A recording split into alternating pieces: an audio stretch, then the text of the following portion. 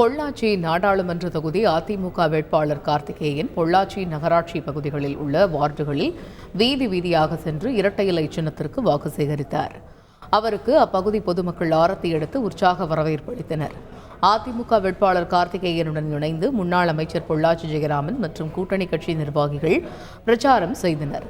தொடர்ந்து பேட்டியளித்த கார்த்திகேயன் அதிமுக ஆட்சியில் அனைத்து அடிப்படை வசதிகளும் பொள்ளாச்சி மக்களுக்கு செய்து தரப்பட்டதாகவும் தற்பொழுது அவை நிறுத்தப்பட்டு விட்டதாகவும் குற்றம் சாட்டினார்.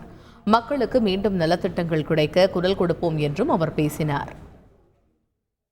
10 ஆண்டுகால அதிமுக ஆட்சியில் அனைத்து அடிப்படை வசதிகளும் செய்து தரப்பட்டது. ஆனால் கடந்த 3 ஆண்டு காலமாக திமுக அரசாங்கம் நகரப்பகுதி மக்களை கண்டுகொள்ளவில்லை, எவ்வித அடிப்படை வசதியும் செய்து கொடுக்கப்படவில்லை என்ற ஆதங்கத்தை மக்கள் வெளிப்படுத்துகிறார்கள். எனவே வரும் காலங்களில் நாங்கள் இந்த தேர்தல் முடிந்து வெற்றி பெற்ற பின்பு நமது சட்டமன்ற உறுப்பினர் மூலமாக இந்த அடிப்படை தேவைகளை பெற்றுத்தர குரல் கொடுப்போம். செய்திகளை உடனுக்குடன் தெரிந்து கொள்ள உடனே சப்ஸ்கிரைப் பண்ணுங்க.